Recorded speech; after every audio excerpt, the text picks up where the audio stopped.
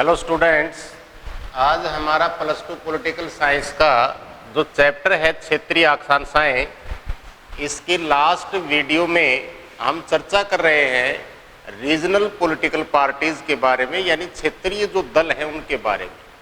पीछे हमने क्षेत्रवाद से क्या अभिप्राय है, क्षेत्रवाद के रूप प्रकार कौन कौन से हैं, क्षेत्रवाद के कारण कौन कौन से हैं, किन से क्षेत्रवाद की भावना विकसित होती है, और फिर भारत में हमने तमिलनाडु का डीएमके, एआईडीएमके और साथ के साथ पंजाब का अकाली दल, और फिर पंजाब के अंदर जो खालिस्तान की मांग, ऑपरेशन ब्लू स्टार के परिणाम, और फिर हमने चर्चा किया आसू के बारे में जो असम गण परिषद के रूप में एक पॉलिटिकल पार्टी के रूप में कन्वर्ट हो गया।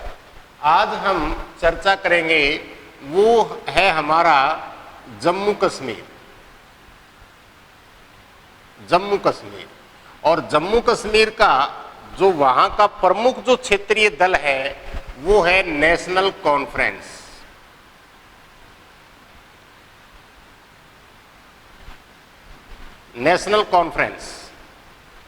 यानी कि आज हम चर्चा करेंगे नेशनल कॉन्फ्रेंस के बारे में। तो उससे पहले थोड़ा सा हमें जो जम्मू कश्मीर है, जम्मू कश्मीर की जो एक प्रकार से हम कह सकते हैं कि भारत और पाकिस्तान के बीच जो विवाद का एक मुख्य कारण रहा है, और उसके लिए 3 युद्ध भी हो चुके हैं, और फिर प्रॉक्सी वॉर और आतंकवादी घटनाएं, और जो पाकिस्तान जो है बार बार प्रायोजित करता है वहाँ मुस्लिम भावनाओं को भड़का करके या आतंकवाद का सहारा लेकर के। तो थोड़ा सा हम देख लेते हैं इसका जो बैकग्राउंड है। देखो, जब भारत 1947 में आज़ाद हुआ 1947 में, तो अंग्रेजों ने भारत के साथ साथ जो देसी राज्य रजवाड़े थे उनको भी स्वतंत्र किया था, और ये बोल दिया था उनको कि भी आप स्वतंत्र हैं, चाहे तो आप पाकिस्तान के अंदर विलय करो, चाहे आप भारत के साथ विलय करो, या अपने आप को स्वतंत्र घोषित करें। तो यहाँ हम देखते हैं कि उस समय जो है जम्मू कश्मीर के जो शासक थे वो थे राजा हरि सिंह, और राजा हरि सिंह ने अपने आप को एक इंडिपेंडेंट स्टेट जो है वो डिक्लेयर कर लिया। वो न तो पाकिस्तान के साथ गया और न ही भारत के साथ गया। तो अब हम थोड़ा सा जम्मू कश्मीर की जो लोकेशन है, उस जम्मू कश्मीर की लोकेशन को देख लेते हैं। यानी कि जम्मू कश्मीर जो है वो भारत के उत्तरी छोर पर स्थित, जिसको कभी जहांगीर जो है ये बोला करते थे कि यदि धरती पर कहीं स्वर्ग है तो वो जम्मू कश्मीर में है। तो जम्मू कश्मीर के अंदर हम देखते हैं उसकी जो लोकेशन है, यानी कि जम्मू कश्मीर सामाजिक और राजनीतिक आधार पर और क्षेत्र के आधार पर 3 वर्गों में बटा हुआ है। सबसे पहला है जम्मू, यानी कि राजनीतिक, क्षेत्रीय और जो सामाजिक, जो इस प्रकार से हम देखते हैं जो अंतर है, तो वो 3 में बटा हुआ है। जम्मू, दूसरा कश्मीर घाटी, और तीसरा है लद्दाख। तो थोड़ा सा हम इसका ज्योग्राफिकल एरिया देख लेते हैं। जम्मू के अंदर जो है वो 26,263 इसका वर्ग किलोमीटर है। दूसरा जो है आपका वो है कश्मीर घाटी, जिसको जम्मू कश्मीर का हृदय कहा जाता है। तो इसका टोटल एरिया है 15,853 वर्ग किलोमीटर। और उसके बाद है लद्दाख, यानी कि लद्दाख जो है ये पूरा का पूरा जो है वो पहाड़ी एरिया है, और सबसे ज्यादा जो है ये क्षेत्र में है उसका है 59,241 वर्ग किलोमीटर। यानी कि जम्मू का जो क्षेत्र है, यदि हम यहाँ राजनीतिक और धार्मिक क्षेत्र में देखते हैं तो यहाँ हिंदुओं की जो पॉपुलेशन है वो ज्यादा है। कश्मीर जो घाटी है, इस कश्मीर घाटी के अंदर हिंदू मुस्लिम जो है, जो पॉपुलेशन है उसमें मुस्लिम्स जो है यहाँ ज्यादा थे, लेकिन आर्थिक, शैक्षणिक और राजनीतिक रूप से यहाँ जो कश्मीरी पंडित हैं वो ज्यादा पावरफुल थे, ताकतवर थे, जिनको 1990 के अंदर, 1990 के अंदर यानी कि उनको वहां से खदेड़ दिया गया और फिर उनको रेफ्यूजी कैंपों में रहने के लिए मजबूर कर दिया गया था। वहां लद्दाख जो है, लद्दाख ये पहाड़ी एरिया है और आबादी के हिसाब से यहाँ आबादी कम है और यहाँ जो बौद्ध धर्म के मानने वाले लोग और जो मुस्लिम्स हैं वो रहते हैं। तो इस प्रकार हम देखते हैं कि जम्मू कश्मीर के अंदर वैसे तो देखे जाए तो पॉपुलेशन बेस के ऊपर जो आबादी की जो अधिकता है वो मुस्लिम्स की है, लेकिन वहां पर हम देखते हैं बौद्ध धर्म के मानने वाले भी हैं, हिंदू भी हैं, मुस्लिम्स भी हैं और उनके अपने जो विश्वास हैं, उनके अपने जो कल्चर है, उनका अपना जो पहनावा है। और यहाँ ऐसा नहीं है कि भाई जो कश्मीरी यहाँ की भाषा है तो सिर्फ मुस्लिम से बोलते हैं, तो कश्मीरी बोलने वाले यहाँ हिंदू भी हैं। तो कैसे जो है आज हम देखेंगे कि कैसे जो है जम्मू कश्मीर का जो नेशनल कॉन्फ्रेंस जो है, जो पॉलिटिकल पार्टी है वो उभर करके आता है।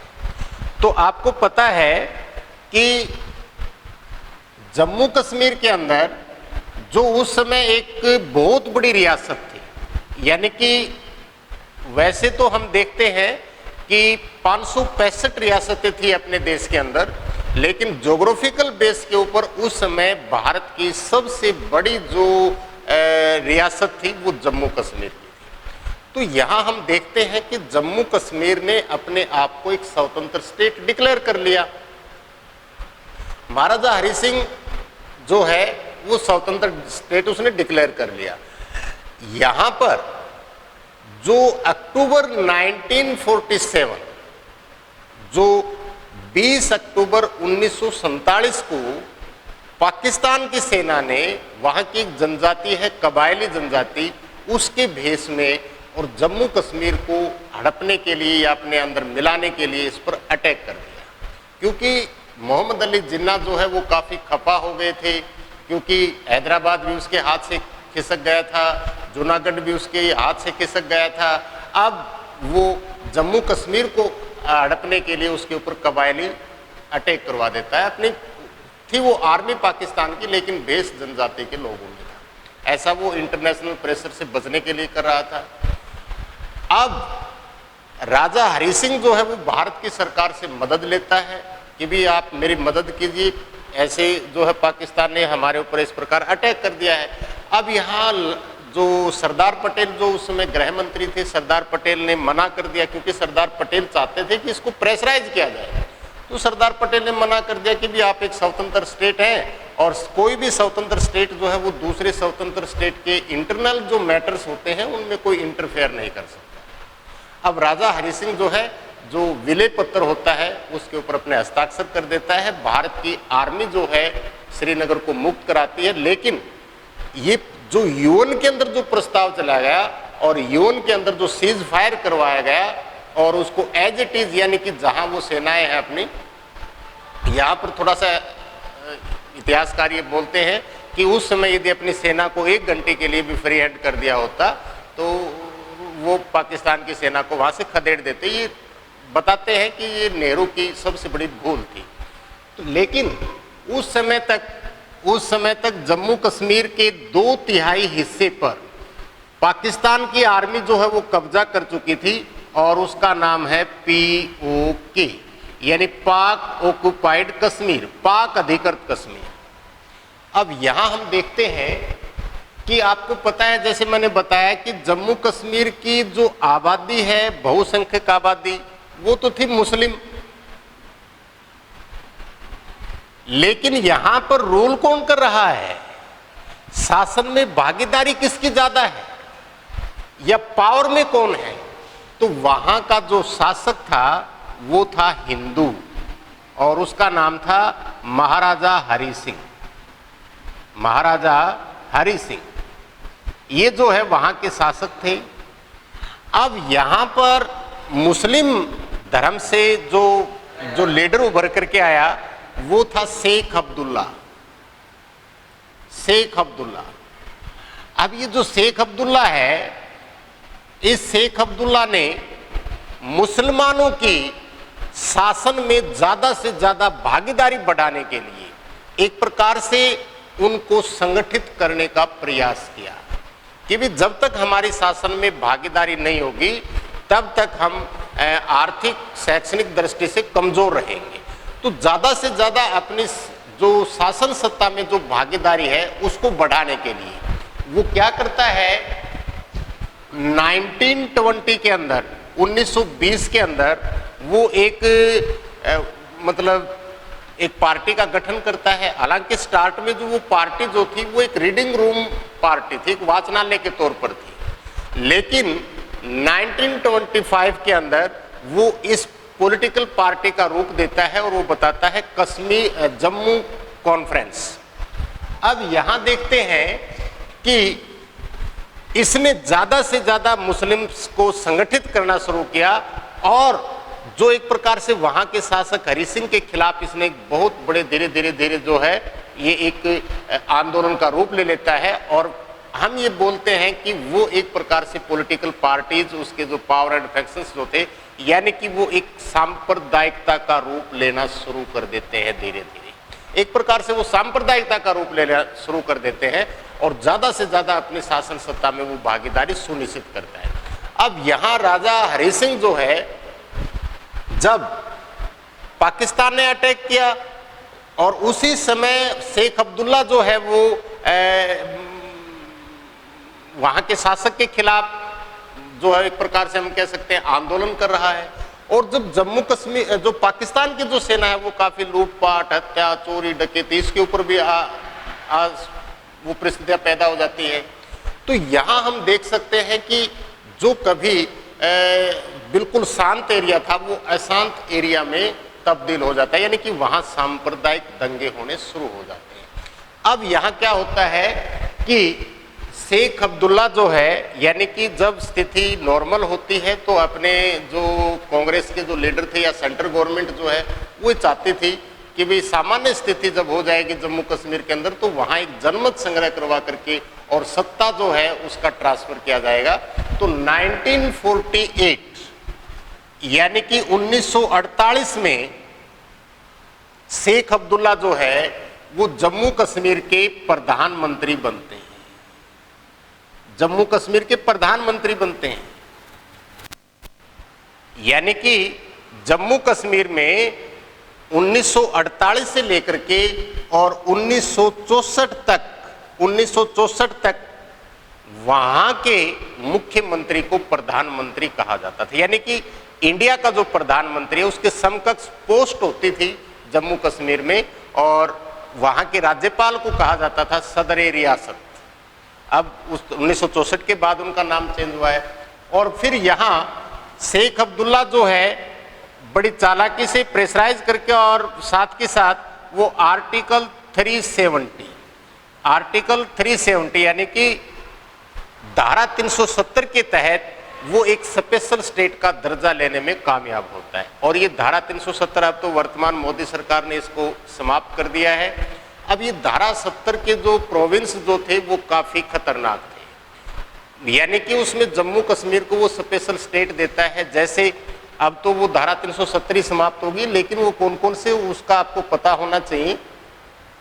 सबसे पहला तो ये था कि जम्मू कश्मीर के अंदर कोई भी दूसरे स्टेट का नागरिक वहां पर प्रॉपर्टी नहीं खरीद सकता, यानी कि जम्मू कश्मीर की वो नागरिकता नहीं ले सकता। और जम्मू कश्मीर के पास उसकी नागरिकता ही नहीं है, उसका रेजिडेंस सर्टिफिकेट नहीं है, तो वहां की जो गवर्नमेंट जॉब्स हैं वो उसमें अप्लाई कर ही नहीं सकता।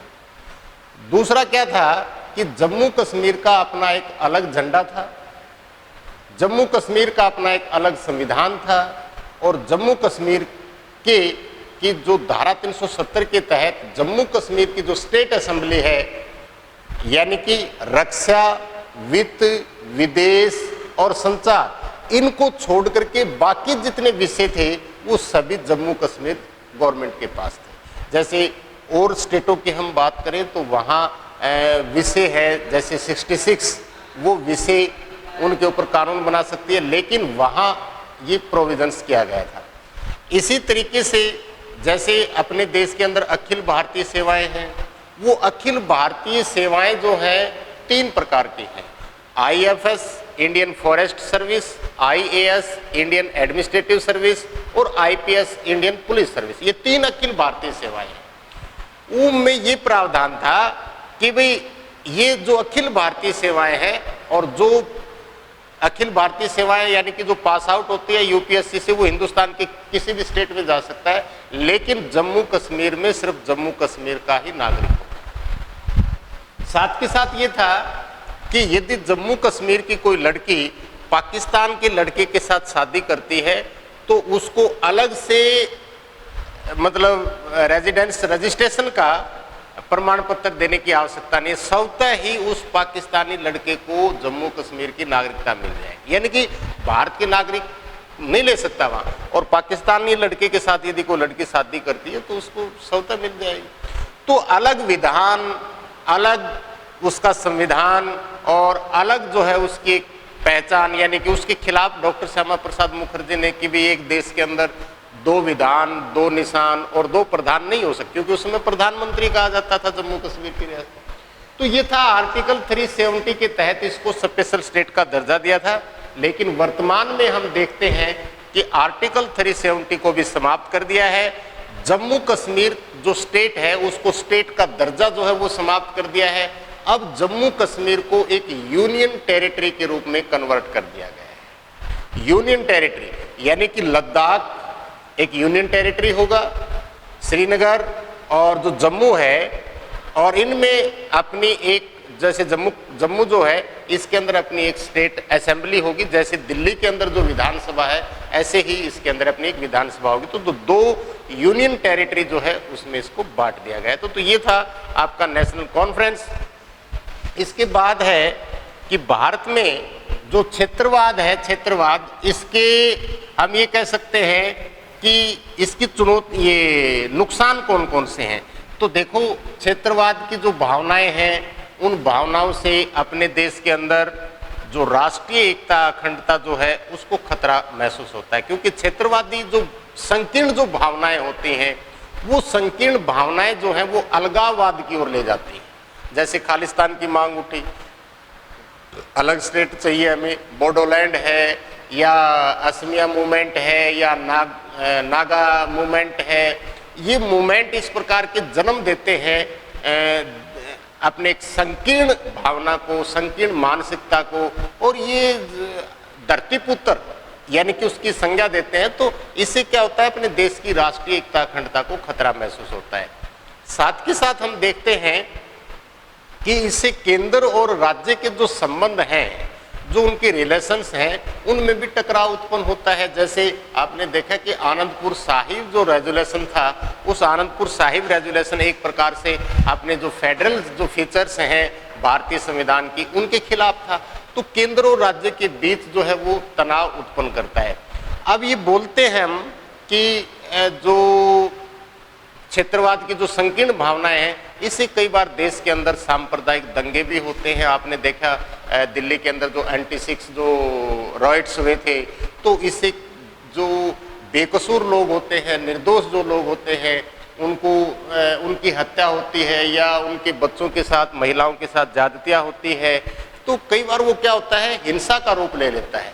इससे एक प्रकार से जो आपसी सौहार्द जो है लोगों के बीच या जो भाईचारा है उसको भी नुकसान होता है। तो ये इसके परिणाम हैं। अब आपको ये पता होना चाहिए कि भी इनको हम कैसे जो है क्षेत्रवाद की जो संकीर्ण भावनाएं हैं उन भावनाओं को हम समाप्त कर सकते हैं। तो कई बार क्या होता है, बोर्ड से आपसे कुछ सुझाव ले सकता है, तो आप अपने सुझाव उसके अंदर दे सकते हैं। जैसे एक तो यदि हमने क्षेत्रवाद की भावना को समाप्त करना है तो संतुलित विकास करना होगा। संतुलित विकास मतलब बैलेंस डेवलपमेंट। इसका मतलब क्या है कि कोई स्टेट शैक्षणिक और आर्थिक दृष्टि से आगे है तो कोई काफी पिछड़ा हुआ है। जैसे झारखंड है, बिहार है, छत्तीसगढ़ है, इनमें हम देखें तो नक्सलवादी भावनाएं बढ़ रही है, लोगों के अंदर घटनाएं घटती हैं, जबकि वहाँ काफी रिसोर्सेज पाए जाते हैं। तो उनकी शिकायत रहती है कि हमारे जो रिसोर्सेज इनका दोहन हो रहा है और उसका हमें विकास में हमें भागीदार नहीं है।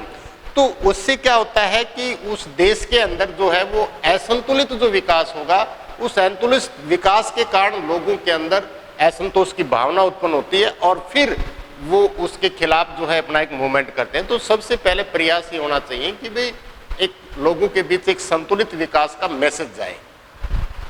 दूसरा है, देखो अपने यहाँ इंटर स्टेट काउंसिल जो है वो अंतर्राज्यीय परिषद का गठन किया गया है।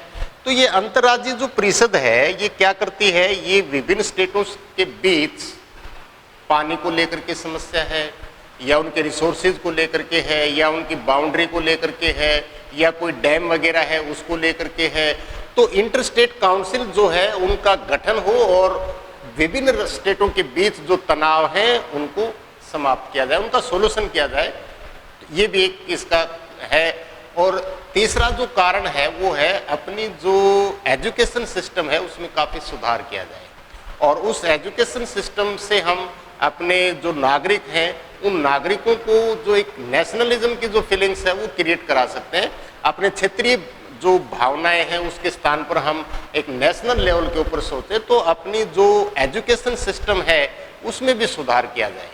और साथ के साथ जो एक जन और एक देश, एक ऐसी परिभाषा जो है वो गढ़ी जाए और जो केंद्र और राज्य की जो सरकारें हैं उनके बीच जो है वो एक मतलब सौहार्दपूर्ण संबंध जो है वो बने रहें। और साथ के साथ मतलब ये डिपेंड करता है लोगों की जो जागरूकता है, उनकी जो अवेयरनेस है उसके ऊपर भी डिपेंड करता है कि वो इस प्रकार की जो छिटपुट जो नेता होते हैं या अपने एक राजनीतिक सत्ता चमकाने के लिए वो अपने क्षेत्रीय भावनाओं को उकसाते हैं तो उनको सपोर्ट नहीं करना चाहिए और एक देश और एक जन के बारे में सोचना चाहिए। तो ये था आपका चैप्टर, काफ़ी लंबा था तो पूरा का ये कंप्लीट हो गया है। आगे हम जो नेक्स्ट हमारा जो चैप्टर है वो है कि 1992 के बाद जो राजनीतिक जो घटनाक्रम है इंडिया में वो कौन कौन से आए हैं तो उसके बारे में हम कल चर्चा करेंगे। धन्यवाद।